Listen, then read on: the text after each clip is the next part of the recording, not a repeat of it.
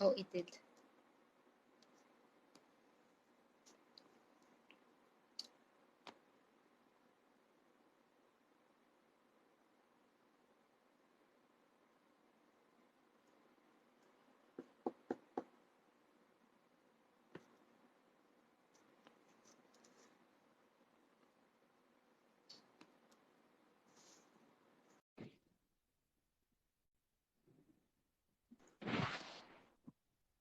I can see you. Hi. Hi, finally this worked. Yes. Great. Okay. Good evening, everyone. I'm Kanika Kumar. I'm a special educator and the founder of Minds That Matter. Today, I'm in conversation with Sonakshi Arora. She's a parenting coach as well as the founder of Psych Knit. Today is our last session in the parenting series, Power of Parenting POP, and we're going to be talking about socio emotional regulation. So, without much further delay, let's begin. Sonakshi, let's start by talking about what do we understand by socio emotional regulation. Okay, so social emotional regulation is a skill that we're not born with, but it is something that we need to develop over time. It is about identifying your own emotions, whether it's by knowing how you're feeling and what is the emotion that you're living in, and then managing these emotions in a expressive and a constructive way. Okay. Then once you've understood about your emotions, you are able to relate to the emotions of others when you develop empathy and look at others perspective, and Mm-hmm. how you manage this entire situation of understanding your emotions, accepting it, then looking at what are the triggers that you get these kind of emotions, and then how you can manage them. Like I said, what is the approach that you have to deal with it or to cope up with it. This entire thing is social emotional Right. regulation. When you're looking at your emotions as well emotions of others, you're looking at what are the triggers that you have and also how you can manage these kind of emotions that you have. Again, there are so many emotions, Kanika. If I have to if each one of us has to reflect and say how many emotions do we know, we'll Mhm. hardly come on to say 15 or 20. Some people could do 30, 40 emotions. But Right. in the dictionary, English dictionary itself, there are more than 2000 emotions, and not all of us are aware about those things. Right. So Right. once you get to understand how you're feeling and what is that moment that you're in, your response to things, to the people around you, gets better. And Mhm. that is social emotional regulation. Okay. Again, just saying that it's an absolute necessity in today's time for a child to develop this skill, because Mhm. it's somewhere uh, impacts your development academically, Right. socially, morally. Now there's a new term called it ethically. you know all these things are impacted by your emotional regulation Right. that you have yourself. So Kanika, this is something that like we're saying, emotional regulation is this. But let's try and understand, why is this thing important to have? And we say it's a skill that needs to be there for every child, and it's important that uh, parents initiate it back at home with their children. They're able to recognize their emotions and work towards it. Why is it important to have this skill in your child? Okay, so I feel it is really important, especially given the school scenario, because when a child goes to school, it's really important that the child have the skills to be able to sit and listen. It's very important for the child to be able to learn in the classroom. So to be able to regulate themselves is to be able to learn in the classroom.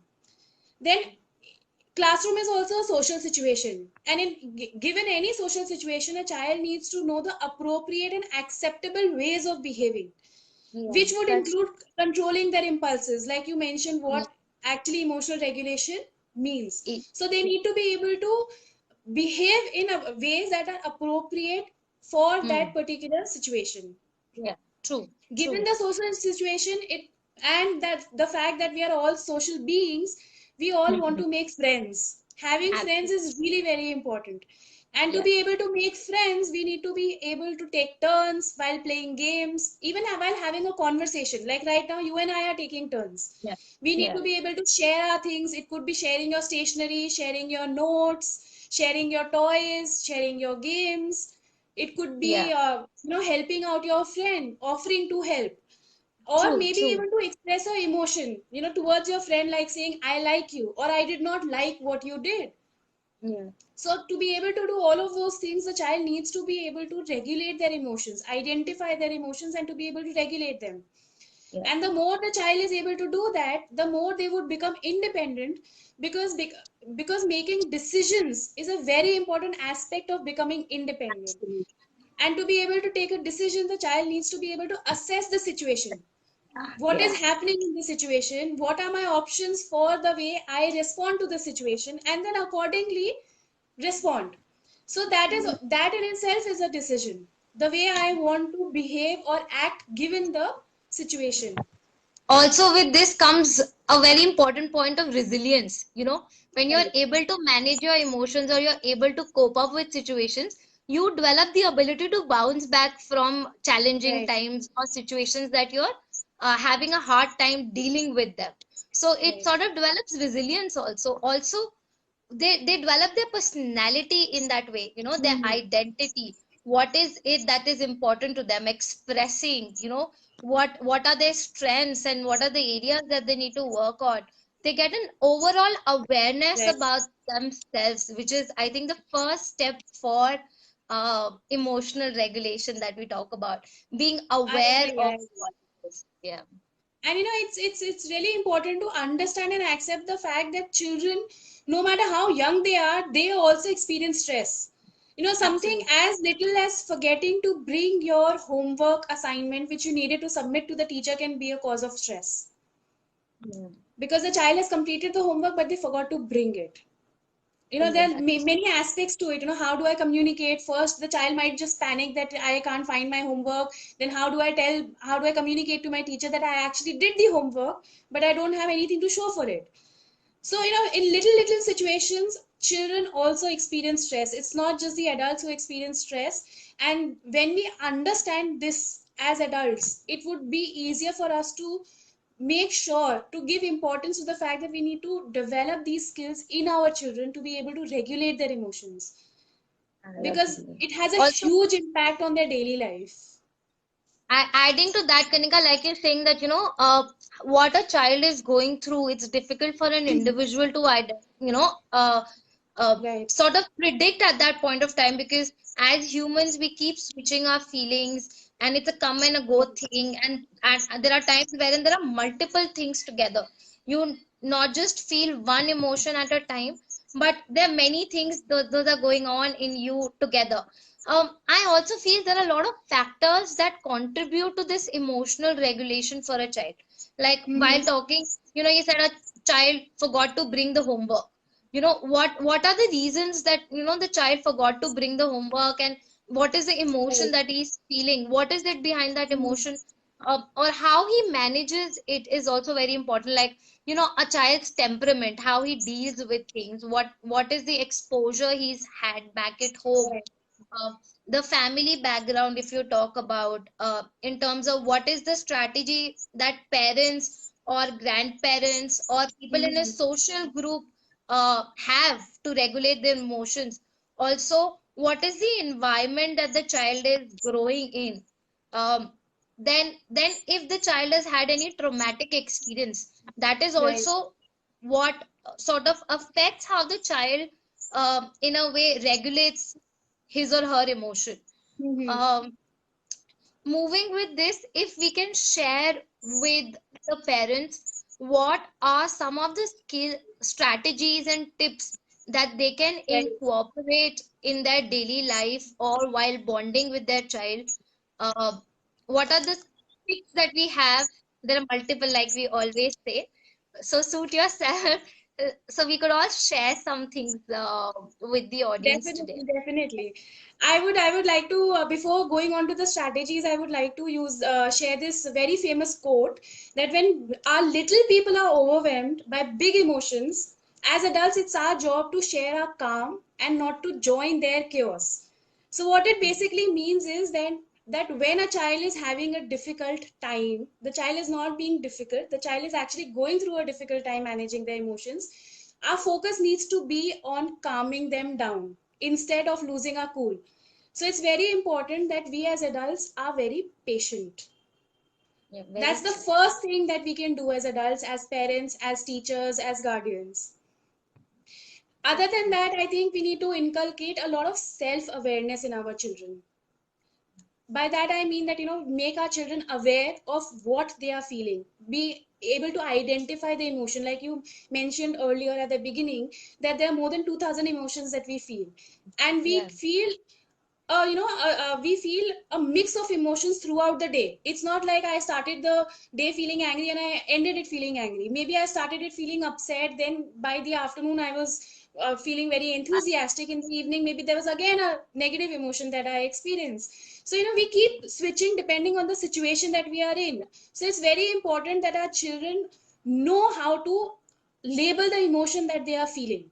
So it's Going through. so as Yeah. adults we need to talk to them about emotions, that this is the emotion, it feels like this is the Yeah. label. Because just knowing that I am feeling upset helps me to respond appropriately, because my response to feeling upset or to feeling happy or to feeling frustrated would be different.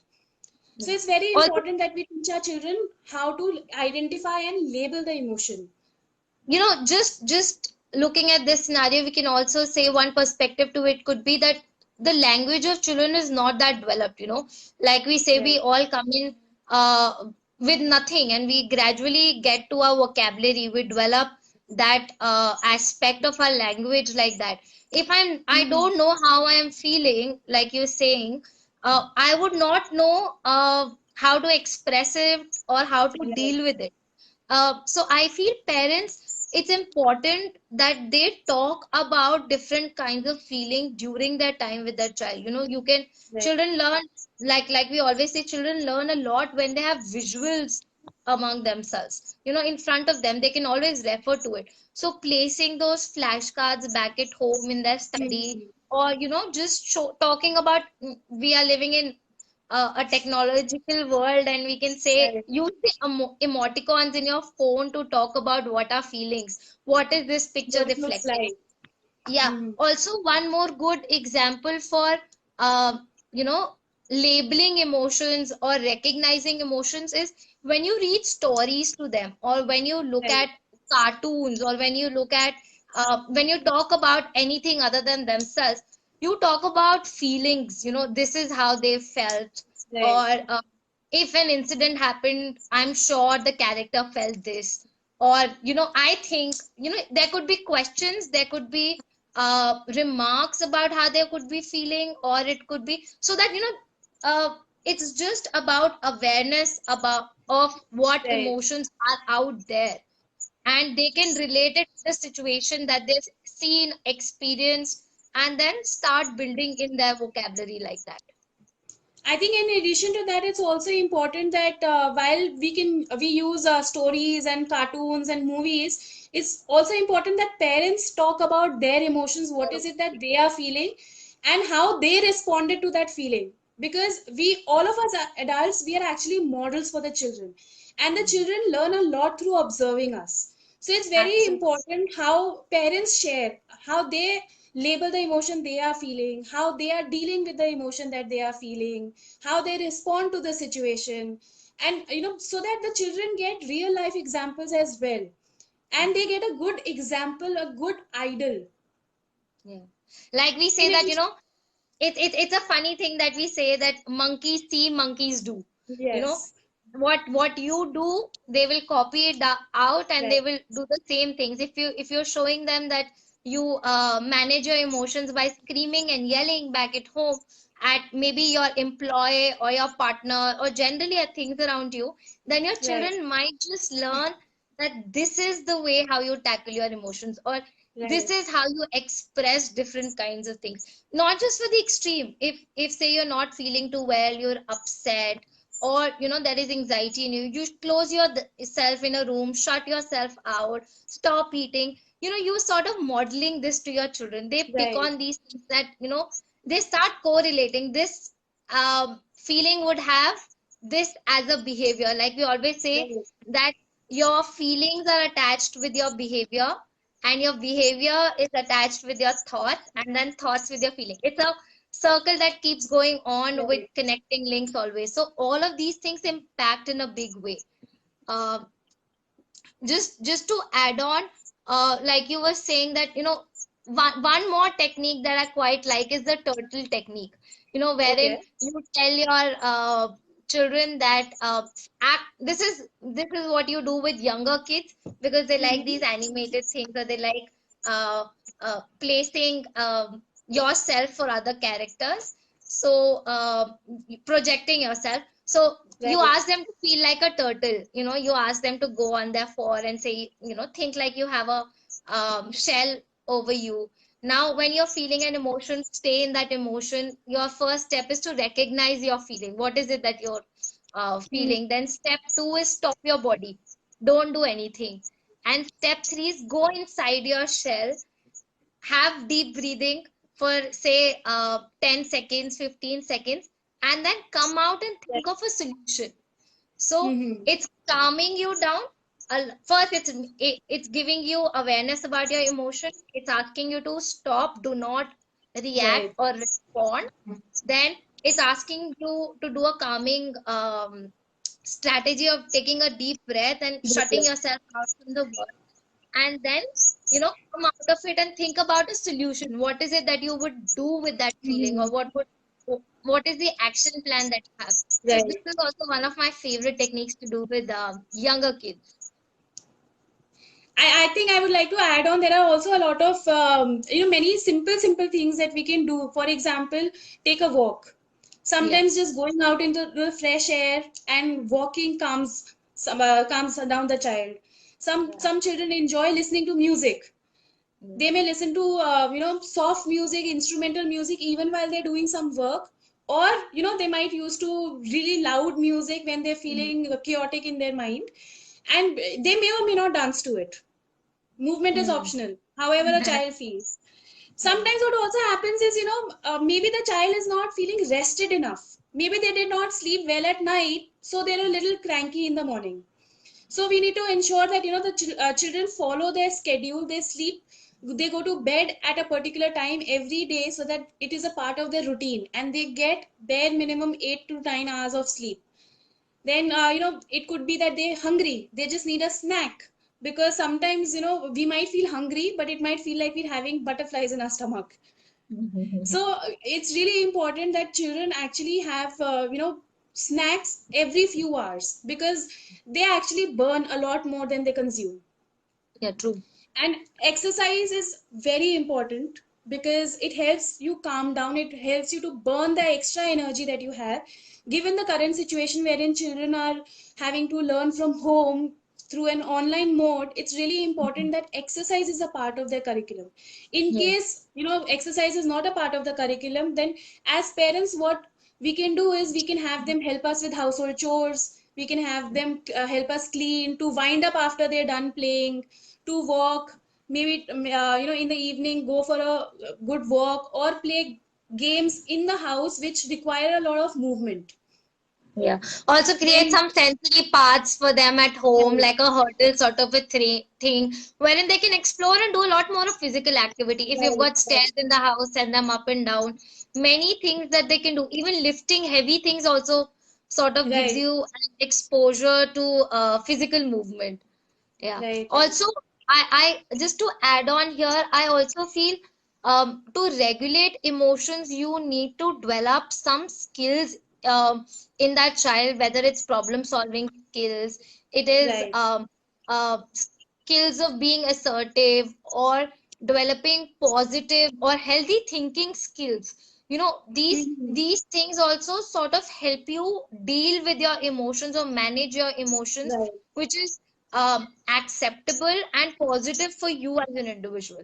Also, Hmm. to add on, you know, parents themselves are dealing with their own emotions. They are working Right. on their emotional regulation. Along with that, they have to support their child's emotional regulation.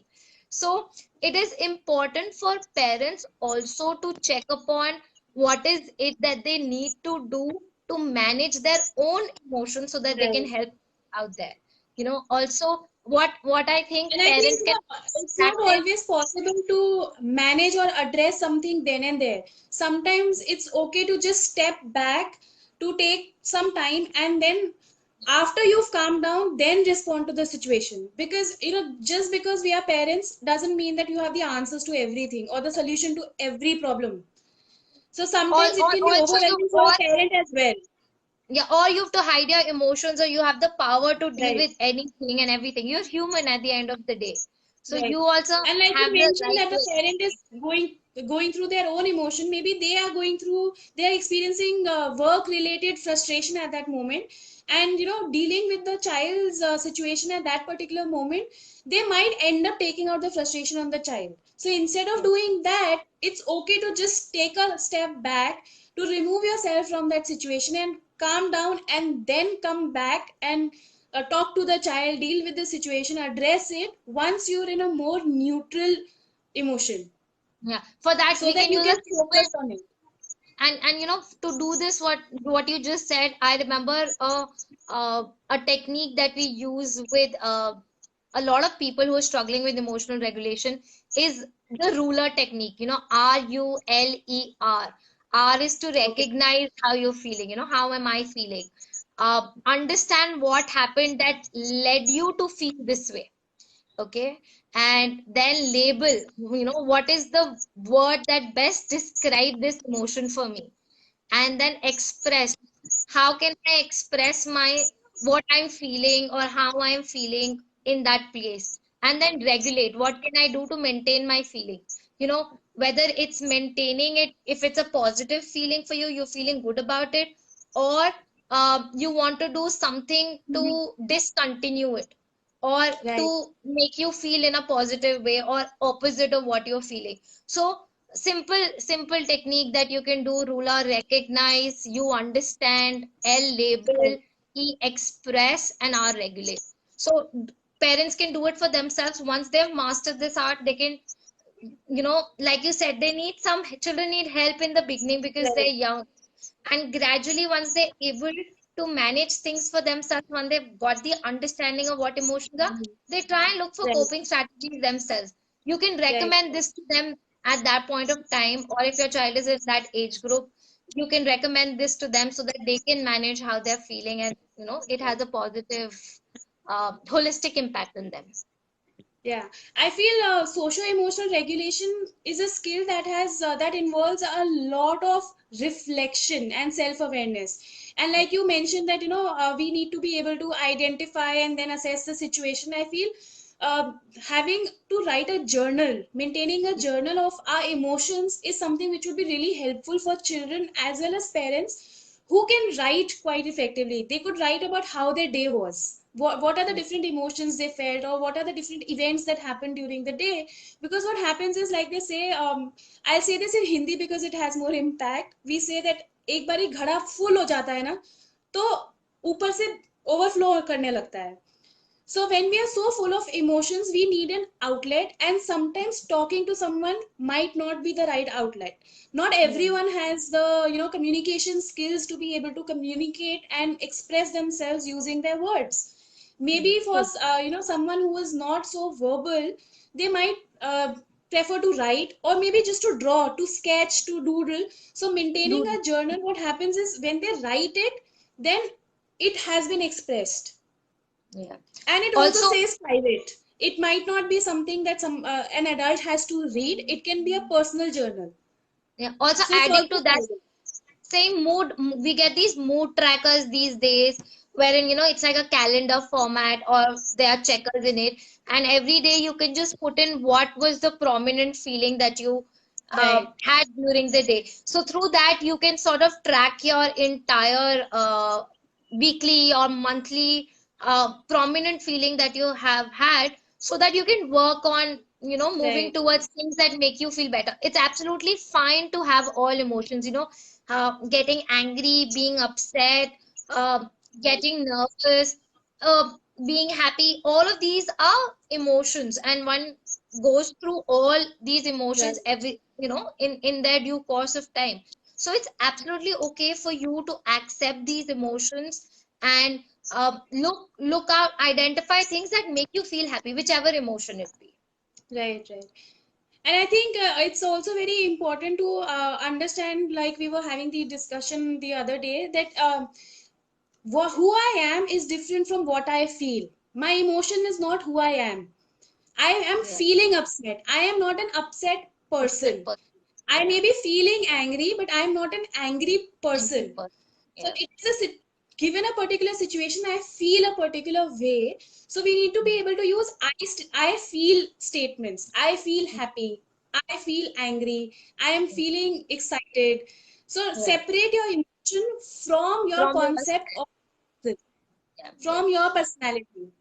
yeah. That's true. That's absolutely true. And we keep telling that, if you start thinking about yourself as that particular feeling, your thoughts and your behavior are absolutely related to only that particular kind of feeling. You start Right. making it a constant in your life, and it goes as a continuous thing. There is no change.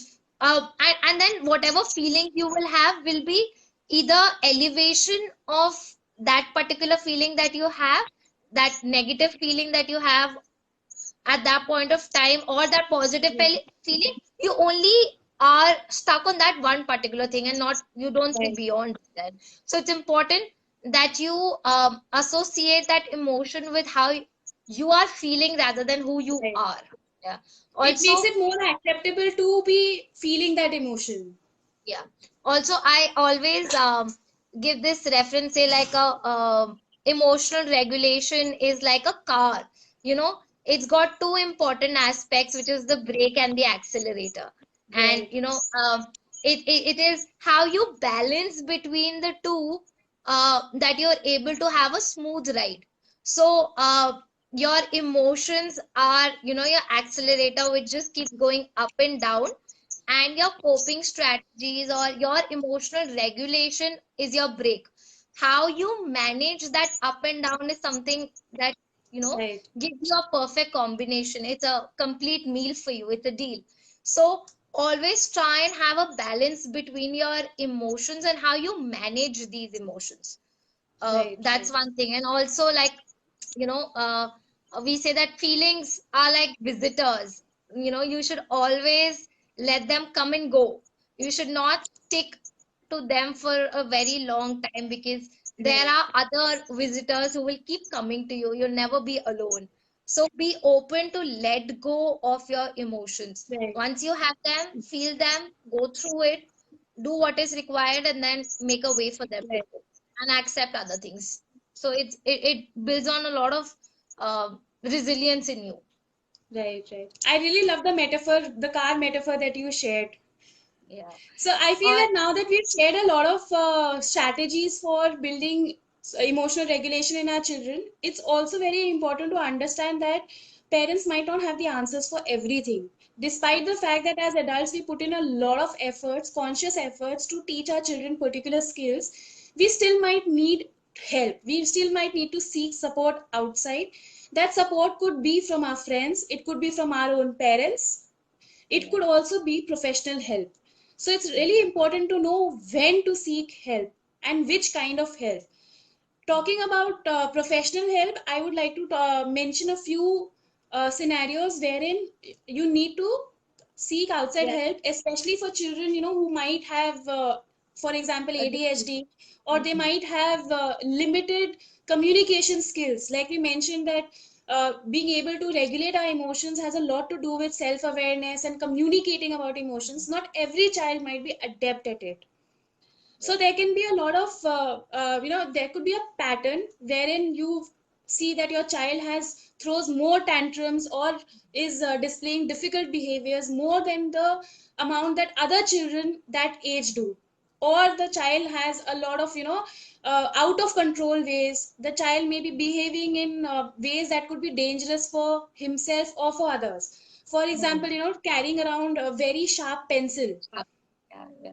So that could be dangerous for your own eye or for the other person's eye. Or maybe you've tried all sorts of strategies that you possibly could have, and still it's not working out, and it's been a long time. So it's okay to seek help. It could Yeah. be just that the child is feeling overwhelmed, or maybe the child is very withdrawn. Like you mentioned, that there are a lot of factors that could make the child withdrawn. So that makes it difficult for the child to interact with others. The child Also, may not Kanika, feel like I say that, we've always, in all our sessions, we've said parenting doesn't come with a handbook. There yes, is no special thing that, you have to be trained in to become a parent. So right, you as a parent, you also don't know how to manage these kind of scenarios, or you don't know what right, more can you do. And you only, by the end of the day, you are the parent and you think about things from that aspect. And you right, right. you overprotective, you're protective or overprotective about your child, and Mhm. you only want to guide them and ensure they're healthy and safe. You think from that aspect. But if you Right, involve an expert, they think from all dimensions of the situation. They try and give in perspectives to the child or to the parent or to the scenario. So it's important that sometimes asking for help makes you a stronger person, a more yes, brave person. So it's okay, you don't have solutions and answers for everything. Once you've right. tried and you feel it's not working, reach out to people, like you said. Yeah. I think with this, we come to an end for, like you said, POP. Our parenting series is till here. We've spoken about four important topics. The first one Mhm. being understanding your child's needs. Then we spoke about how to Bonding. bond with your child. And then we spoke about how to cope up with situations, challenging situations in your life as a parent, which we named as resilient parents. Resilience. And this was a fourth session talking about how to identify, monitor, and Mhm. manage your emotions for your growth and well being. So, thank you, Kanika, for this amazing collaboration that we've had. It's not just given awareness to a lot of people around us or who are looking for these parenting tips through the Right. world. It's also made me learn a lot in terms of how to work in this digital world, in terms of doing lives and having technological skills, or understanding these special topics from a point of view of a special educator, and how it can benefit parents who are dealing with these struggles back at home, or looking at positive outlook or working the best for their children with needs. So I've also learned a lot from this, so thank you. I'd like to extend my heartiest gratitude to you for collaborating with PsychNet. It was a wonderful experience. I think the collaboration was really very good. It went really well because, as you mentioned, there was learning for the audience as well as for me and you, for both of us. Because you brought in a different set of skills, I brought in a different set of skills and experience. So I think merging that was a really good decision, and the series has gone really well. Thank you to everyone in the audience for encouraging us and giving us such positive responses, and we will soon be back with something new. Also, we would love to hear from you in terms of what is it that you would want us to address the next time in the upcoming series that we have, so that our content delivery could be as per your needs. We are wanting to understand your needs so that we can bond with you. So, we are open to all kinds of feedback. You can drop in the comment section, or you can drop in a personal message to Kanika or to me, or drop in any message on our pages for Minds That Matter and PsychNet. Uh, until next time, then have a great day. Enjoy the last moments of your weekend. Bye All bye, right. everyone. Bye. Take care.